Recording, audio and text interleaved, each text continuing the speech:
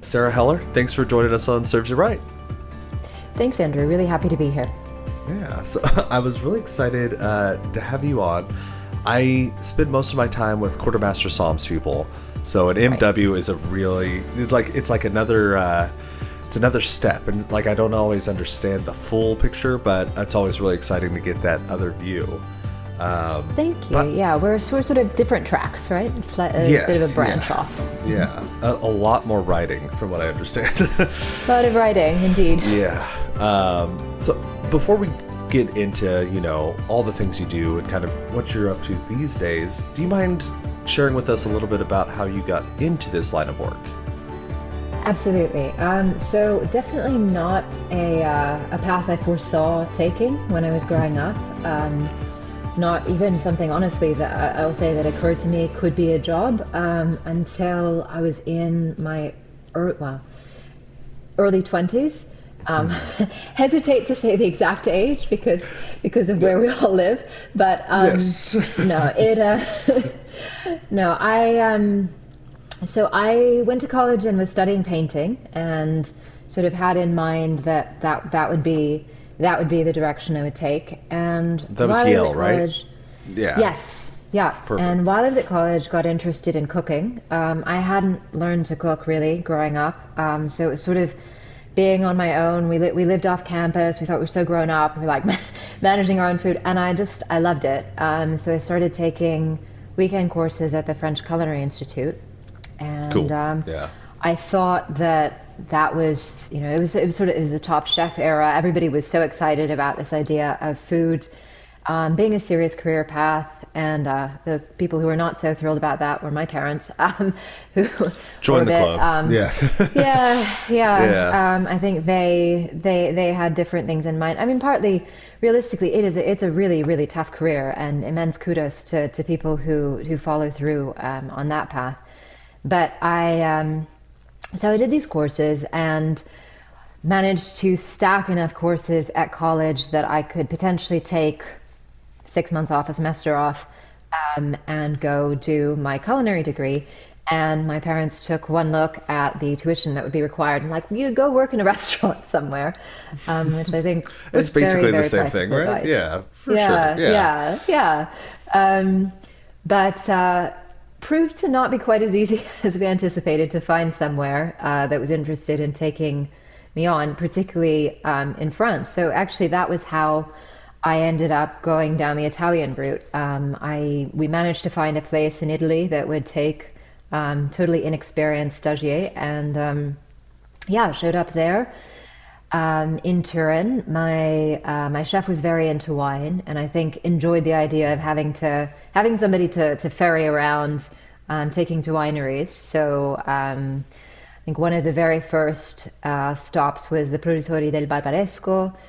So I mean, inevitably Not a bad through first stop. that, Yes. Yeah. yeah, exactly. You can it's Cool. really kind of starting near the top. So yeah, from there, I mean, I very quickly realized that wine was it for me. I got sent to Vinitaly. The chef was supposed to take me to Vinitaly as an extension of his teaching me about wine, but he got ill, so I ended up going by myself, and yeah, I visited with a number of producers who sort of long story, but I'd connected with a wine distributor in New York through some friends, and they said, while you're there, why don't you meet our Italian representative, meet some of our producers. And so then when I got back to the US and I did my final year at school, I was also interning with them a couple of days a week. So that was what set me off on the wine path. Once you start, you just can't stop too, kind of thing. Yeah, exactly. Yeah, the Yeah. never-ending rabbit hole.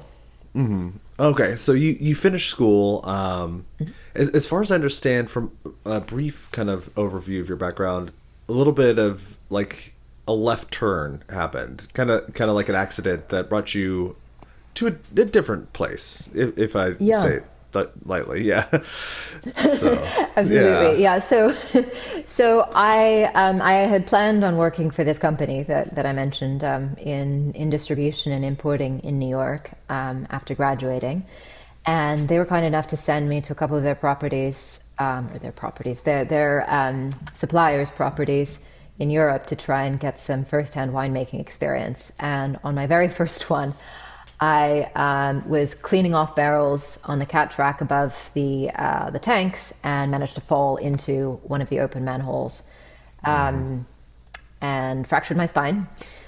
And was extremely embarrassed beyond anything else. Yes. But yeah, as a result, ended up moving back to Hong Kong to recover unexpectedly. I actually hadn't intended to go back to Hong Kong after graduating. I'd sort of assumed that I would end up in the US. And but because I was back home and sort of managed to take a look around, and this was in 2010, so only a few years after Hong Kong got rid of all tax and sort of import licensing requirements on wine. And it was just this unbelievable wine market, just exploding. Kid in a People, candy shop. Yeah. yeah, exactly. It was opportunities everywhere. And interestingly, not so much for Italian wine. So there was I did my very first gig was working with a guy who had an Italian import business. So I had a little bit of that there, but then relatively soon started working with Deborah Mayberg, one of the first masters of wine in Asia. And so we did a lot with Italy at that time, but also everything else, right? That every wine promotional body, producer, everybody wanted to be in the market. So there were just events to be run, campaigns to run, everything. Yeah, like a hiring spree, and everywhere you look, there's some opportunity, sort of thing. Absolutely. Yeah. Very, very, very different, I'm afraid, than what we're experiencing at the moment. Yeah. Well, I mean, I feel like this industry is so cyclical, but it's in such large cycles that like anytime you're in it, it just feels like this is gonna be it forever, and like. Well, maybe I'm just telling myself. Maybe I'm deluding myself. Who knows, too? Yeah. I don't know. I mean, wine has been with us. It's sort of almost become a trope now, but it's been with us for 8,000 years or more, right? It's not. I don't think it's going away forever, but it's definitely not a moment of optimism for the industry. We'll put it that way. No, no. But again, of all the things that we faced, like I can bet you that phylloxera was probably worse. I bet people were also saying like this is the end. It's This is the end. yes, and like especially coming right after some mildews and other things coming from America. Like Precisely. we've seen some pretty bad stuff. It was like Yeah. yeah, it's just like Jurassic Park. Life finds a way, Finds a way. I love it. Yes. I like that part of your story. Just finding yourself in a market that unexpectedly has all that different. All that optionality, because I had a very similar thing where I went to college in Santa Fe and I just kind of stayed there, and it wasn't ever for wine, but it's such a small state, but because so many people go there, it's pretty unique in the US in that like of the small markets, it has the biggest access that I've seen to wine. And like definitely not planned, but huge bonus, Right. that worked out. And you really Yeah. you kind of need that like you can't like you can kind of learn about wine in some of the smaller markets, but at a certain point you do almost have to like you just don't have access to enough, like you Right. can't taste enough.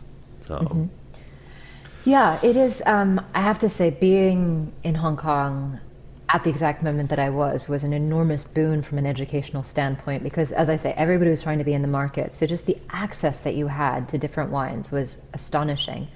And New York had been like that, obviously, when I was there. But yeah. having moved now to Seattle, I mean, there are amazing wines available in the market too. But especially with the recent issues around distribution, it's nothing like as easy to find.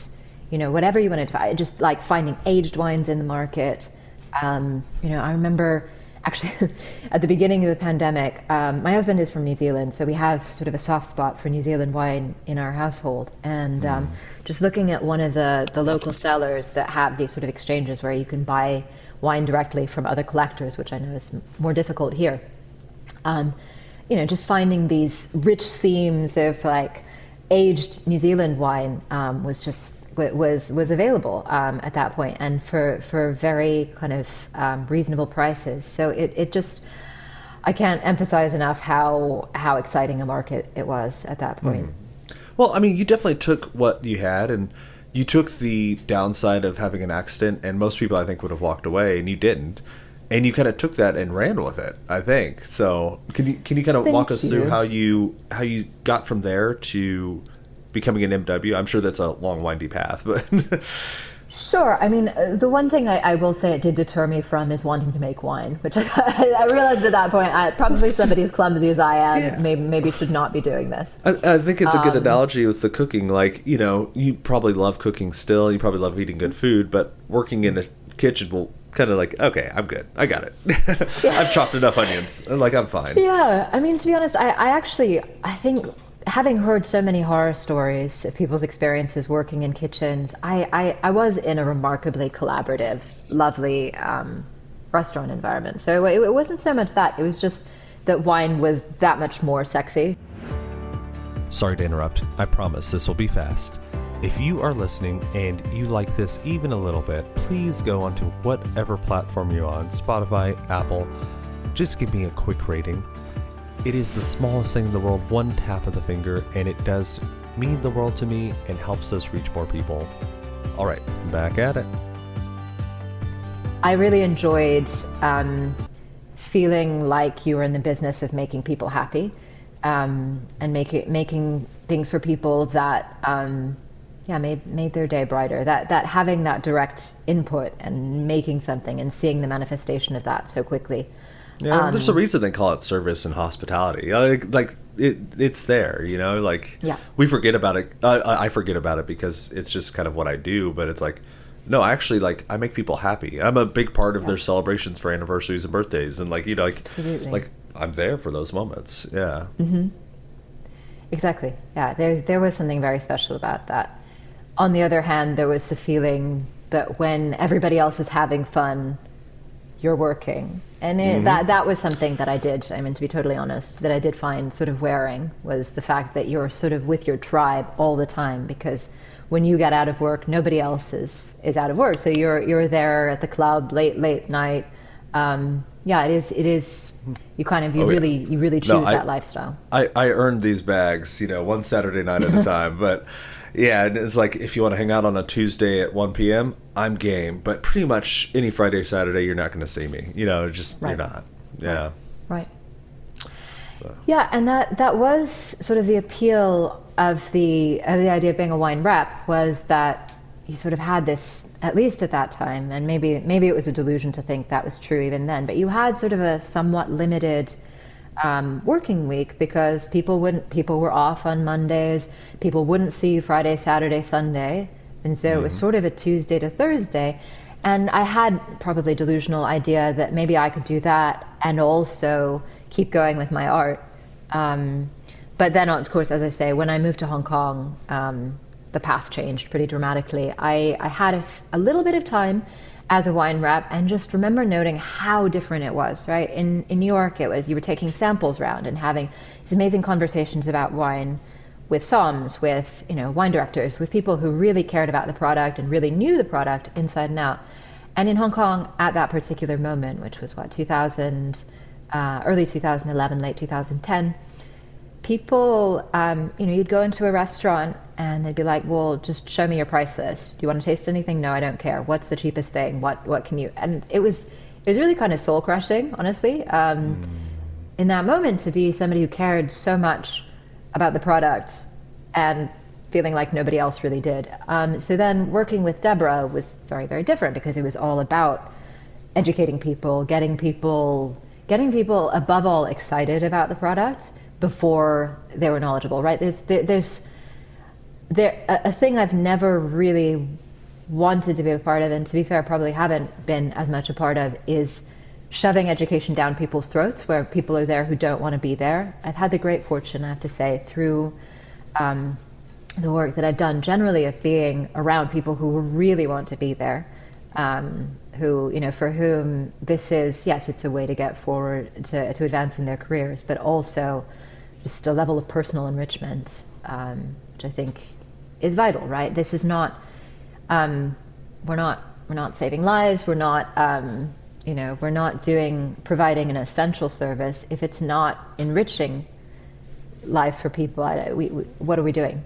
Yeah. I mean, if you're not into it too, you're not going to learn. You just aren't. No, No. no. Yeah. So, yeah. No. No, that is interesting. You kind of take for granted the markets that are a little more mature, just that general base level of knowledge. Like treating wine as a commodity product that's just traded based on dollar value, if you don't know anything about wine, does make sense. And like you probably see a lot of consumers do that, honestly, if they just don't know. It's like there's the whole trope about like the second most expensive wine on the list is always the one that sells the most because no one wants to get the cheapest and seem cheap, but second most like second cheapest, oh, that's fine. And like but if you get even like the slightest bit of like foundational knowledge, you start to see that like, oh, like there is actually a world of difference, and there is a reason that you would want to have like a $25 cost bottle of Chardonnay, even though Walmart might have like $5. Like there are noticeable differences. Like quality is a thing, and like like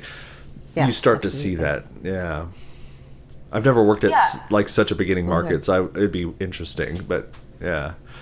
The thing I really loved about it, though, having said that the buyers at the beginning were not interested in the product, that changed so rapidly over the course of my time there. A thing that I noticed about students or people who were coming to the events was just there because it was such a new market. There wasn't a sense that you should already know these things, and so there wasn't shame in not knowing. And so people were hungry That's for cool. knowledge. And I noticed this, I have to say, above all, in mainland China.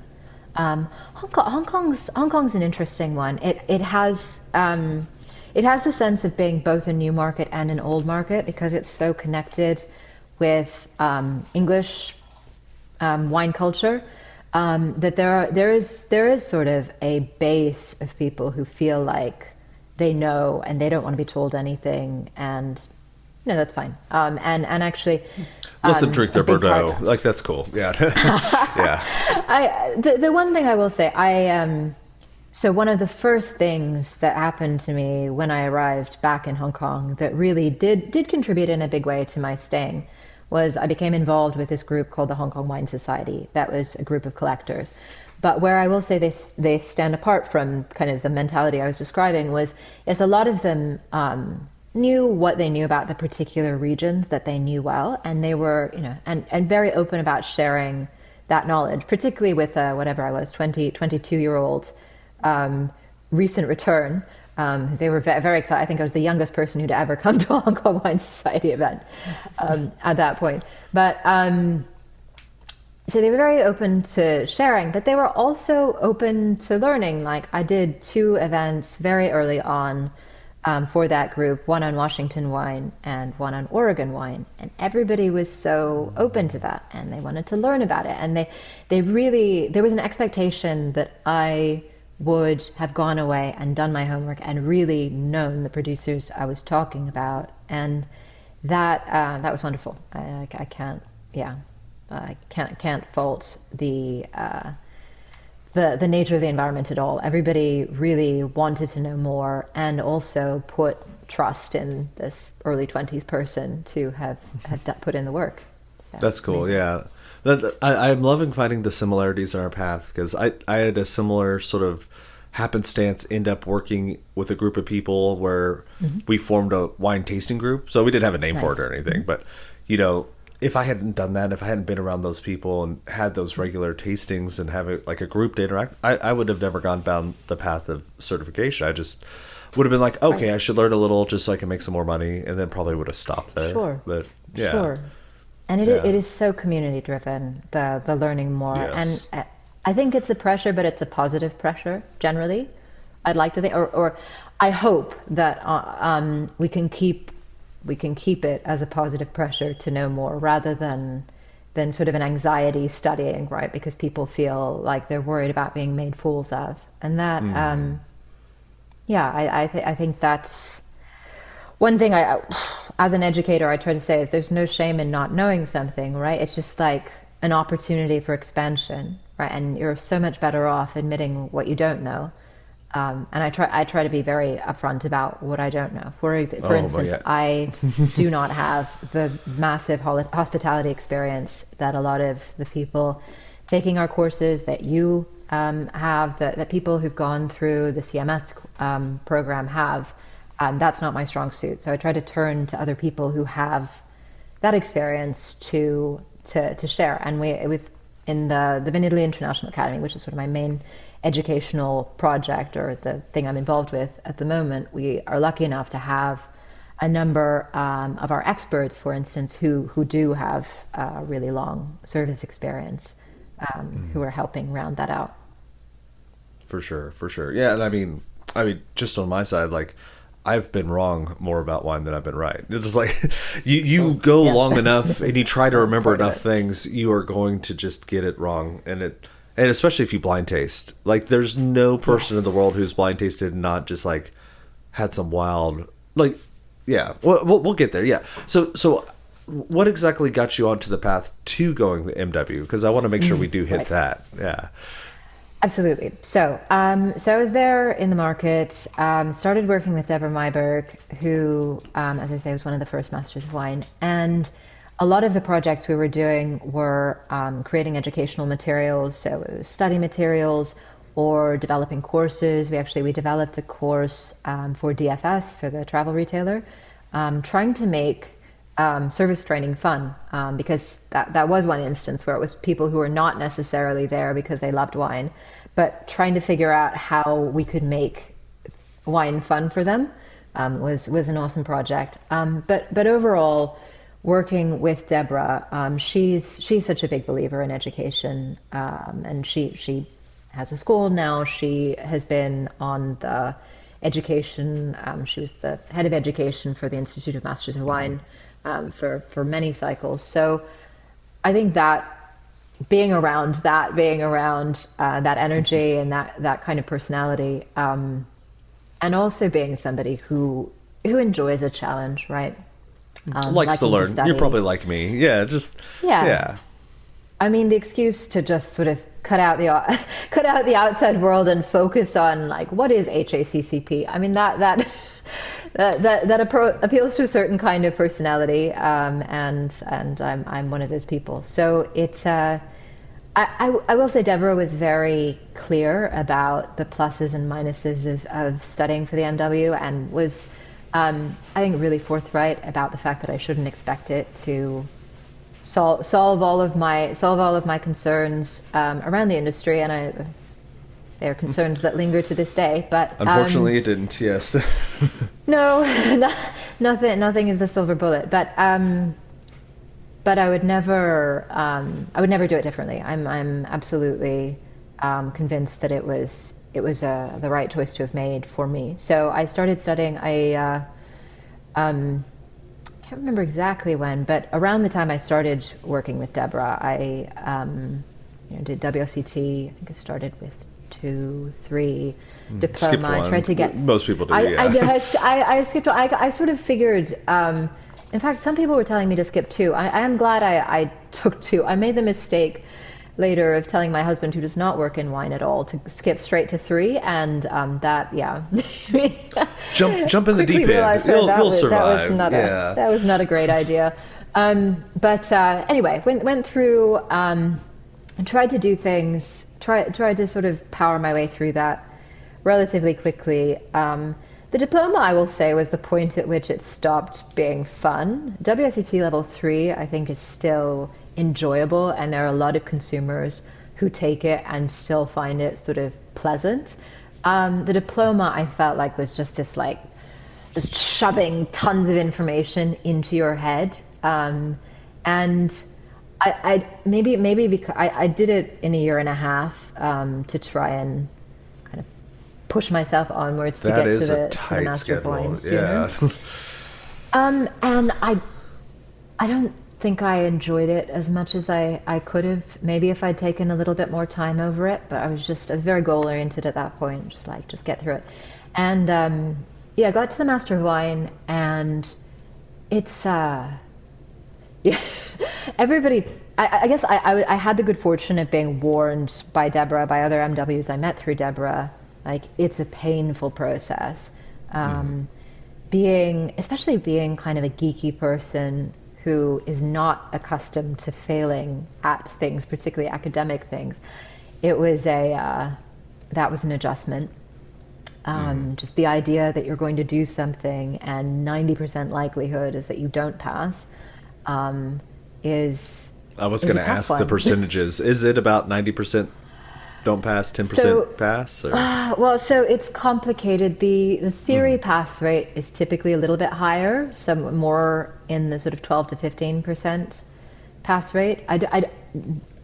I don't know for a fact whether that's Yeah. for first time students It's or like definitely not every 50%. intake. Yeah, sort of thing. For sure. Yeah. No, no, definitely nothing close to 50%. So even the first year assessment, the pass rate is lower than anticipated. And there had been people who'd been like, oh, it's a walk in the park. It's just to make sure you're meant to be in the program. Not true at all, right? It's sort of like the first dose of reality hits you after the first year.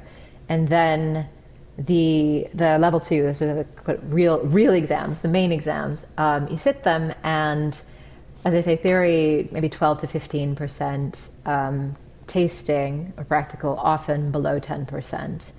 And then you get through that, and people are like, oh, well, the next phase is a walk in the park, the research paper, and no. That's not a walk in the park either. And I've been a research paper advisor for past 4 years maybe, and it's not a light lift either. I remember, I think mainly because of the good fortune of having chosen a topic that was very or relatively easy to structure the data around. It was not the part that really bogged me down, but now having gone through this cycle with a number of candidates, like it's especially it all depends on one what your background is, what your sort of natural strengths are, but it can be the one that gets a lot of people as well. So So the whole thing is hard. that's just one main paper. That's how that works. Yeah, so it's a 10,000 page, 10,000 page, God, 10,000, yeah, yeah. It must be You hard, spend yeah. the rest of your life writing this thing. Yeah. No, it's a 10,000 word research paper on a subject of your choice. It became a lot more broad. I can't remember how many years ago, but when they went from it being the thesis to the research paper, it used to be more sort of narrowly defined. I think it had to be more specifically quantitative data driven, if I'm not misunderstanding how it was Yeah. before. And now there's a lot more, there are papers that do textual analysis, that do sort of content analysis, that people who've done sort of art history focused papers. We had one about opera, which I really enjoyed because I'm a huge opera fan. Interesting. Yeah. So it's very broad, and I think it is important because it's the opportunity for people to find a specialization, right? Because up until that point, you're doing the same thing as everybody else in the program, and so it gives people an opportunity to show, to lean into the expertise they've acquired to that point, or establish a point of differentiation. So I think it's very important. Yeah, that is cool. Before we started recording, we talked a little bit about specialization and how important that was to you. I wondered, so you kind of went down the route of specializing in Italian wines, from what I can tell. But like, do you mind kind of walking us through what led you to specialization and why it is so important for you? Sure. So it actually was not a straightforward path, I would say, at all. So Nothing in wine ever is, yeah. No, it's true, very true. So, as I was saying about how I got into wine, it started in Turin, in Piemonte, and that visit to the produttori that I think for me was almost like my growing up wine, right? Like, because I didn't have a home wine culture as such, the way you might if you grew up in California or in Italy or in any of the sort of old world countries where you have that home wine that is your identity. I didn't, so I had that sort of wide open space that was very quickly filled by Piemontese wine. And so it always held a special place in my heart. But when I started working with Deborah, and we were not Italian specialists because, as I was mentioning, there were so many opportunities everywhere, and we didn't want to narrow ourselves down. And I found myself constantly feeling like a dilettante, right? Like having to acquire knowledge about all of these different regions, and then going into the MW, it's the same thing, right? You're supposed to know about the wines of everywhere. And I think this is why probably we have a relatively small number of MWs from major wine producing countries, because if you're an Italian trying to study for the Master of Wine, getting access to those wines on its own is challenging, right? And you have this sort of mentality that you've had from growing up in a particular wine region, that wine region's wines are the point of reference. So Master of Wine really forced me to broaden. And then after that, I had a number of different projects. For a year, I was the general manager, and this was all while I was studying, I was the general manager in China for a very large Spanish wine bottler. Their main client was Aldi, so they were doing a lot of OEM wine. Oh, and yeah. that was a very, very different experience. So that kind of, I learned Spanish and then showed up, and they were Catalan. They're like, "Why don't you speak Catalan?" So that was a whole thing. But I think an extension, yeah. Exactly. I think an extension of the feeling, though, is like you never quite feel like you know enough. And then after that, I had a project that was headquartered in Austria, but we were buying wine from all over Central Europe It was a brand that by design did not have fixed SKUs. Like, we were trying to do a new collection every season, and it was that makes it sound like fashion, but it was finding different sort of treasure wines from around Central Europe and spotlighting particularly the regions or the grape varieties, almost in a way, and this is an analogy that just occurred to me, the way that Costco likes to sort of create these treasure hunt opportunities, right? Like, this wine is here, it's here only for this moment, you may never see it again, you'll have to find it somewhere else. It was a little bit the principle there, right? So it was trying to find amazing stories, amazing producers, and highlight them, and have this range that kind of, there was a layer of trust built into that because it was selected by me, and this was a project we had going into the pandemic, and of course the pandemic completely destroyed that business model, tragically. Yeah, but yeah, unfortunately, a lot of business models too. Yeah. Oh yeah, I mean, can only imagine just the level of challenge that caused all around. But while I did really love that project and really valued it, it was one that kept me constantly in this position of having to learn new things, to the point where I felt like I was scrambling, and really wanted, ideally, to be in a position where I was more comfortable, that I had genuine authority and genuine deep experience.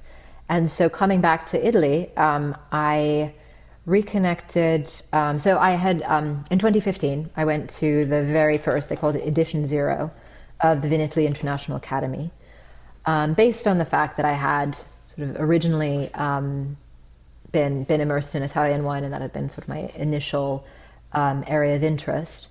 Went to it, and I thought, on the one hand, it was really revolutionary and an incredible program in certain ways, but I also felt like it was, how to put this, it was created for a level of expertise about Italian wine that existed in certain markets, but not in others. And the markets that it was aiming to open up were not there yet.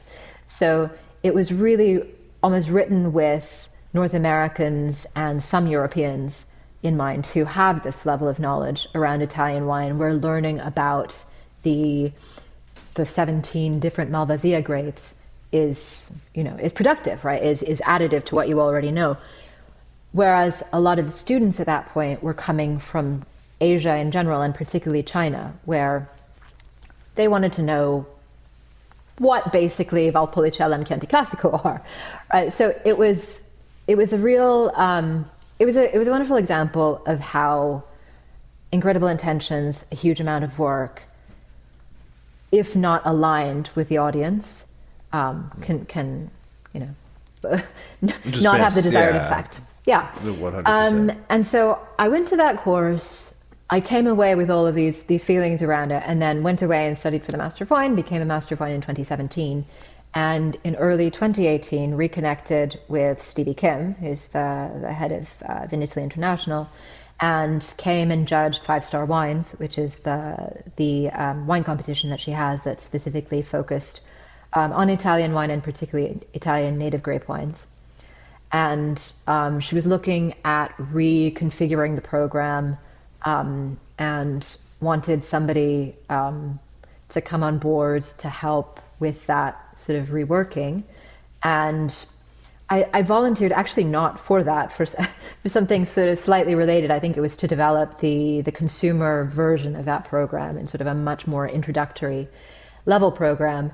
And then I got a call from Stevie a month or two later saying, "You're doing it." What do you mean? Your job I'm doing description what? has expanded. Yes.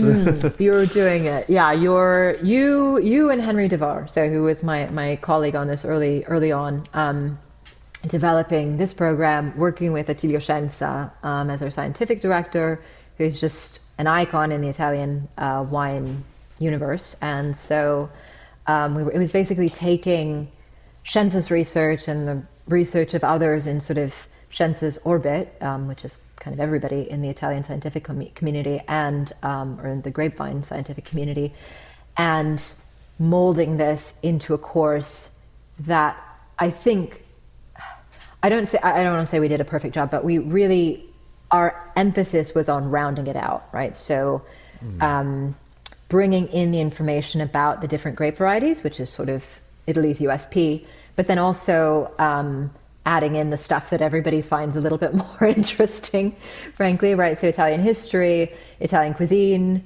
and then also really grappling with things like the geology that I think are not, I think it's just assumed that you understand a lot of geological concepts when you go in to study wine that probably the vast majority of people are not familiar with, and therefore can't really, are just sort of dealing with the surface level. Like, we're told certain things are true and we don't investigate it any more deeply because we don't have the foundations to do that. I heard the word galestro and it's on the bottle, so I probably got it right. It's that's like the thing, exactly. Do you know what that is? It's like what is sandstone? You memorize all these different terms that sound good. That's exactly right. But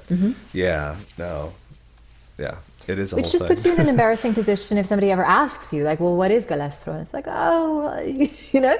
If you've just memorized it, you don't have the depth there, actually, to be able to explain what it is, why it's important, what impact does it have on the wine, or what is the significance of it. So that really, I think, is the role of education, is not to give people lists of things to memorize, but to give them a deeper understanding so that they can broaden other people's horizons as well. That's the hope, anyway. That's awesome. Yeah, that's super cool. So you launched that. Was it launched to much success?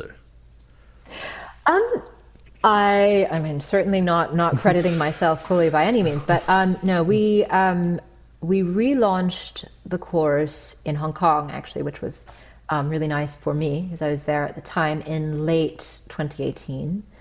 So we were calling that VIA 2.0.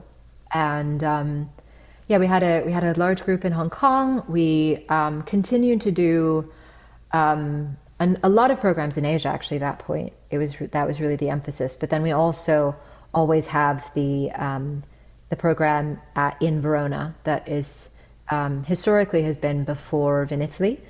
Now we do it, or this year we did it after Vinitaly, but always sort of around Vinitaly so that we can take advantage of the people who are there for the fair anyway.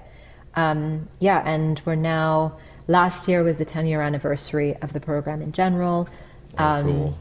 And we have just over 400, gosh, I'm gonna have to double check that number, but people who are ambassadors, and then about 20 who are experts, which is our sort of higher tier.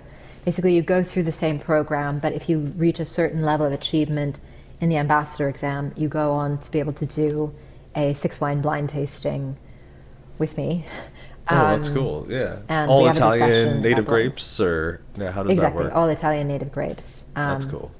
Maybe the only exception, like if there's a Franciacorta or something, but almost as a rule, like I'd say 99% of the time, Italian native grapes. Sure. Oh, that's cool. That's really cool. Thank you. Yeah, 400 people. That's a lot of people. That's a lot of ambassadors for one country going out there and It is. spreading the love. Yeah. Yeah. So, did you accomplish what you wanted to? Because I know you said when you first got to Hong Kong, and it didn't seem like Italian wines were really around, even though, yeah. Yeah, so I would say I wouldn't frame it as achieving what I wanted to because I don't actually think honestly that this was Maybe not a master plan you mainly. had or something. Yeah. No, and it wasn't. I'd say primarily driven by me at all either. But there has been a real flourishing of Italian wine in the Hong Kong market. Maybe not necessarily from a volume standpoint. I haven't looked at figures recently. I know that Asia remains in certain ways a challenging market for Italian wine, but from the group of people who are really hardcore sort of ride or die wine people in Hong Kong, their level of mind share that's taken up by Italian wine is immeasurably larger than it used to be when I started out. I remember distinctly in 2011 in Hong Kong, or 2010, 2011, it was only about Bordeaux, right? Everything was Bordeaux. And then around 2014, 2015, the vibe shifted and it was only Burgundy. And when I say only Burgundy, I mean the level of snobbery you would face if you showed up at one of these dinners and you tried to bring a Pomerol or something, you were just like sniffed out of the room. So it's a very, very, in a certain way, quite rigid at the time. But what I will say with Italian wine having come in, it isn't the case that it's like now it's only Italian wine.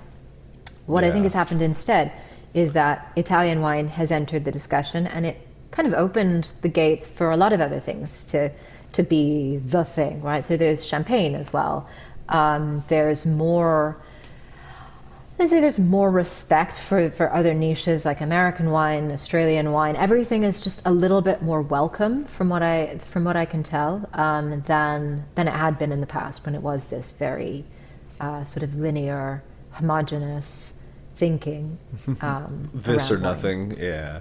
No, Yeah, yeah. I think if there's one like standard bearer for not being monolithic, it's Italy. Like I think every Exactly. single region in Italy is like its own country. And so like if you get the Italian bug, all of a sudden like you get all these different things. White red, you get the Chiantis, you get the Brunellos, you get the Nebbiolos in Piedmont. But then you get like world class whites. And you also have Primitivo if you go south. And Yeah. there's just like and like you can keep naming more and more examples of cool, interesting, fun. And like if you get into Italian wine, it kind of fragments your focus. Yes. Yes. In Absolutely. a good way. Yeah. Exactly. In the best possible way. Yeah, I think that the exact narrative that I've seen flip it is perhaps the one place where I feel kind of a personal satisfaction around it is I remember very clearly the discussion around Italy when I first started being, oh, it's too complicated in Asia and Greater China where I was working. And now that complexity is seen as a positive. That's I think the best that we can hope for, right? Is to shift that mindset from an anxiety around diversity to an embrace of it. Yeah, that's cool. That is a great point. And that is actually one of the reasons why I got so interested in wine. I kind of fell in love with that complexity because Italian wines, that was like my first job, an Italian restaurant Oh, where I got wonderful. into wine. It's like, oh, cool. Like this is all different, and I will never learn all about this. Like, Exactly. yeah. It's that the wisest man is he who knows that he knows nothing, right? It's just like it actually forces you to confront the fact that you will never be the ultimate expert. And actually, I think that's really, really important, is for people to not envision learning as something that you do and then you're there and you never have to put any effort in again, right? It's a continuous process. I've learned, check. Yeah, sort of thing. Yeah, no, there's Yeah. absolutely not that. And actually this year we launched our version of like continuing legal education or continuing medical education. That's a program for our people who are certified, and it doesn't ask them to jeopardize their title, which I think people get very attached once they've got something. They do not want to give it up, but we're not about that. It's about making sure that you are keeping up and that are sort of familiar with the freshest thinking and the latest research, or more.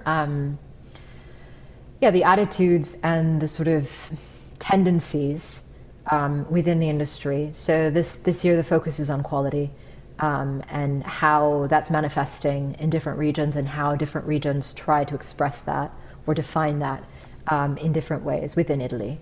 So that's been an awesome program to That's develop. super cool. Yeah, yeah, because quality is such a hard one to get your finger on too. It's there, and we all like Yeah, kind of know yeah, it, yeah. but it's like, yeah. Do you mind if I It's take? slippery though. Sorry, Yeah. go ahead. Oh, do you mind if I take a left turn? Because I want to make sure I Okay. ask you about wine writing, because I think that you'd have an interesting perspective. I find a lot of wine writing kind of, to put it like bluntly, monotonous, because it is just Yeah. a bunch of like the same thing again and again. Like, what's your view of wine writing from your side? Because you've done a lot more than I am. The MS's joke that MW stands for mostly rights, and like, Oh, yeah. fair. Okay, so I mean, this year is an interesting year to be asking me about that. So for the past 3 years, I'd been writing annual reports for Club Enologique about a collection of Italian wine regions, and I really enjoyed it because it was the opportunity to investigate sort of deeply these regions that I knew obviously through via and through kind of my past experience, working with different regions on promotional efforts and things. But it was one of the first times I was kind of really acting as a critic in a more structured way. It had never really been a goal of mine, to be totally honest.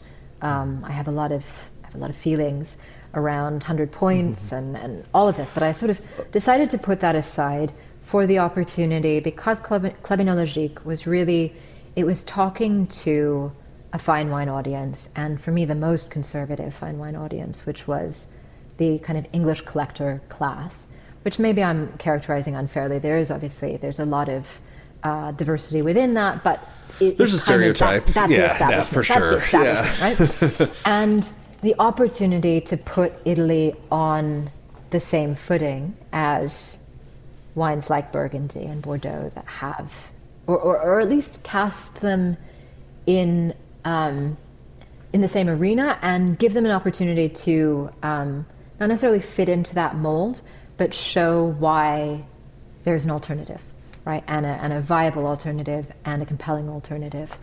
And so that was really my goal. And because that was the project, there was a huge amount of thinking that had to go into questioning hierarchies and fixed ways of thinking around what defines fine wine. Like, fine wine is such a loaded term, particularly in the English context. I think Americans have a little bit more, maybe because of I don't know, the political system or whatever you want to attribute it to. Like, there's a bit more pushback against fine wine, but in the English context, where I think there's hundreds of years of history of thinking of certain wines in one category and others in another, there's less anxiety around it. So then it was about the opportunity to investigate, what does it really mean? What are the defining traits? What sets it apart? How can anything else fit into that mold without losing its identity? And so I felt like there was something genuinely, an opportunity for genuine critical thinking. And that was the only reason why I felt like it made sense to enter into this space that I had been ambivalent about for years and years and years. And so I think that while it is sort of painful at the moment, we're seeing, the collapse of media in general, right? But wine coverage in particular, I think when you're in a difficult media environment, wine is sort of a whipped cream category, to be equally blunt coming back, right? It's not, nobody needs this content to get through their day, to do their job, particularly consumer facing wine content, right? It's not like, nobody needs to drink wine. And especially in an era when people are thinking about alcohol as sort of being counter, as not being part of a healthy lifestyle, which I have feelings about, but maybe not the moment for those. But wine writing really has to justify its place, right? It needs to be touching on something that is meaningful. We can't just do the same, this producer has been making wine, his family has been in this industry for 5 generations. Like, that's not. Here's a picture of his vines. That's the dog. We've all seen that Barrels, story. here's his dog. Are his children going to take over? I hope so. Who knows? That story. Nobody needs that story without there being some more interesting line of thought. So I think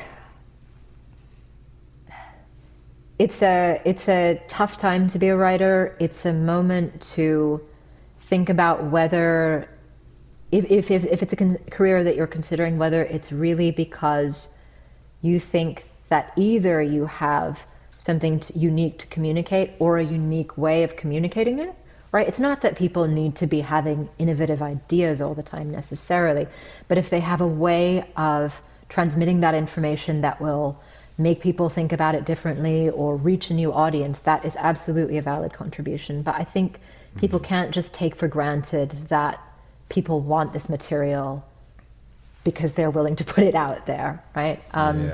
So that is, I think, the moment that we're in.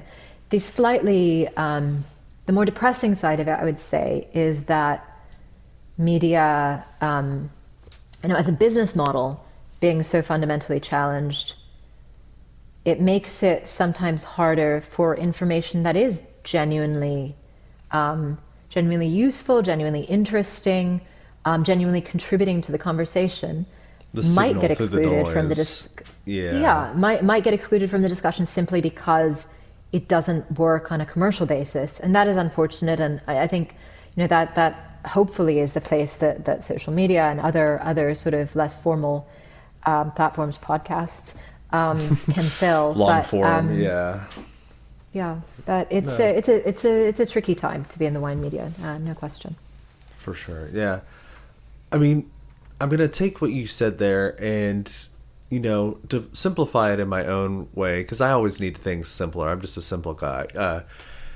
The way I'm kind of hearing it and thinking about it is like, writing is hard. That includes wine, and if something's hard, then people are going to look for shortcuts and do it poorly. And like, to do it well takes work. It just does. And to put a nuanced view out, so yeah, you're gonna see a lot of slop. You're gonna see a lot of people just regurgitating the same stories. And unfortunately, with the current state of the media world, have you ever read Ryan Holiday, the guy that's really into Stoicism, writes all those books? One of his first books was about media advertising. It was Trust Me, I'm Lying. And he goes into the whole, the current model of blogs, internet, because it's a little dated, is like the more valence, the more anger something excites, the longer it stays online. To get nuance, you kind of need a subscription model, because Otherwise, you're just going to go for the extremes and then lose all the good subtlety in the middle. So, Absolutely, and I mean that phenomenon extends way past the wine world. I mean, I do feel I feel fortunate that I've been insulated from feeling compelled to create rage bait. It's not. five It's not. reasons your winery's lying to you. Yeah, Yeah. something like Yeah, and I that. hope I'm not provoking rage just by saying that nobody wants the tired old sort of rehashed article. But yeah, I think it's a challenging moment, but also an opportunity, right, for people to rethink the ways that we've just been doing things. I mean, the 100 point scoring system is just one of those things I think that we've just It assumed is the way to do it. But something that yeah. actually, in my opinion, as much as it gets hatred, did serve a Mm. purpose. Like wine appreciation was not there, and if you're going to get a large portion of the population at least kind of hooked or at least paying attention to wine, 100 point score wasn't the worst. Like you almost gamified wine consumption. It's like good for you. There are thousands of people that would have never picked up a bottle if you hadn't told them it was a 96 pointer. It's like great, I think that's fair. I think Yeah. I feel about it a little bit the way that I feel about the natural wine movement, in the Oh, sense that it was an entirely necessary, or whatever. It was something that happened. I think that there were changes that needed to be made. That there's an over reliance on chemical fertilizers and above all chemical pesticides that was going unchecked, unquestioned, and I mean the 100 point is maybe the opposite of that, right? It was an opportunity that might not have been opened up had there not been this relatively comprehensible system.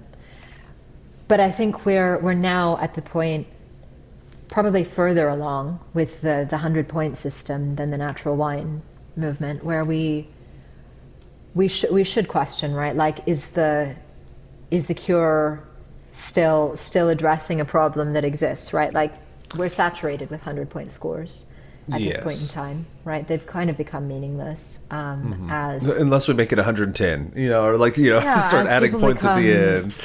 yeah, I mean, talk about rate Yeah. inflation, right? So people have recognized it's effectively become a 10 point system. I don't know if I don't know that anybody is necessarily advocating for moving to just a 10 point system, right? Because then who would ever want to say that their wine was 1 out of 10, right? Nobody would ever do that. So it just is this like constant Yeah. pushing towards the very, very end of the scale. And I have a column in Gambaro Rosso that's coming out at some point. I never, I'm so bad at keeping That's track of the publication schedule. But if it's out when this is out, we'll put it in the show notes. But yes, keep going. yeah, Yeah. where I talk about the nuances, particularly not 100 point is sort of, it has a certain significance that I think I don't personally align with. It carries a lot of freight that I don't necessarily, a lot of baggage that I don't necessarily want to bring into the way that I'm talking about wine. But 93 or 92, like that means different things depending on what the wine is, right? And I think on some people know that, but when it's less, because also in Italy you have a challenge where wines that are really inexpensive because of market forces can actually be of extraordinary quality. I mean, you mentioned white wines before, Yeah. right? There are very few white wines in Italy that are priced above $30 or $40, right? But does that mean that they're not incredible in quality, that they're not actually No at one that thinks level about where they could be awarded 100 points? I don't know. Yeah, So, no one thinks about white yeah, wine for Piedmont, but Piedmont has some great white wines that are under the radar. You can it get for does. dirt It cheap. does. Like honestly, yeah, Yeah. yeah. Yeah. And I think So, I'm yeah, glad you go ahead. mentioned the natural wine movement because I was in my head also thinking about Alice Firing when you were talking about writing because like do I agree with her on every point? No, no. She's very extreme in what she thinks. Do I think she's a great writer? Actually, yeah. And like, do I think she has a point of view and a voice? And do I think she has something unique to say when she started? Like, for sure. I've read most of her books, and she definitely has a voice, and she's articulate, and she has a stance. She knows what she likes, and she's able to articulate that in a way that's like very compelling. Like, so like I may not agree with her and everything, but I think they're examples of people that do wine writing well, and I think she's one of them, honestly. Absolutely. I mean, a challenge in wine writing that has sort of long. I played the industry as a heavy way of saying it, but like that has been, I think, underlying a lot of the less exciting wine writing that's out there is a lot of people are wine people first and not writers first, right? So Yeah. they're coming at it from a wanting to share information about wine. But one thing I really want to emphasize in the training that we give people is communication. The medium matters, right? Like having the ability to communicate things well, and that is defined almost entirely about what audience you're trying to reach and what point you're trying to make. Good writing could be a tweet, and not ruling that possibility at all. It does not all have to be long form, beautiful paragraphs, beautiful sentences, exquisitely crafted with drunken white in hand. Absolutely not. But the fact that you have that phenomenon in the wine industry, I think, results in there being a lot of information out there, not necessarily communicated in the best way, that then makes it harder for some of the genuinely thoughtful work to emerge. Yes, that's how I think about it. No, that's perfect. Someone who's listening at home wants to find out more about you, maybe see some of your writing, learn more about what you do. Where could they go and discover more about you? Thank you. So you can look on Asia Tatler, where I remain the wine editor, although we haven't. It's been a moment since we've done a recent collection together. There's still a number of my pieces on Club Enologique. Some things on my website, although I will confess it's rather out of date. For those who can read Italian. You're busy writing. Yeah, no. Yeah. For those who can read Italian, I have a column in Gambero Rosso.